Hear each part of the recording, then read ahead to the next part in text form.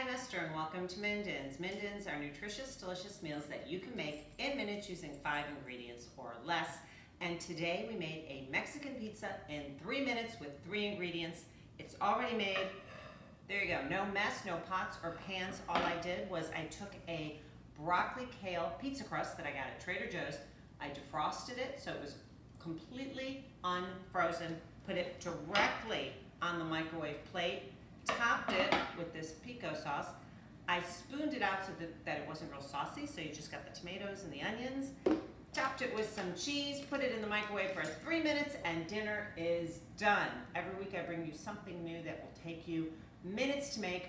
Catch us on Instagram where you'll see a finished picture of our product each week. Sneak peeks on Sunday, and we cook together on Monday. This couldn't be any easier. You'll find the nutritional information and the cost per serving on my website, which is www.mindens.com. Make sure you subscribe to my YouTube channel. It's free. Thank you for joining us, and make Mexican pizza. If you don't make it tonight, make it one night this week for dinner.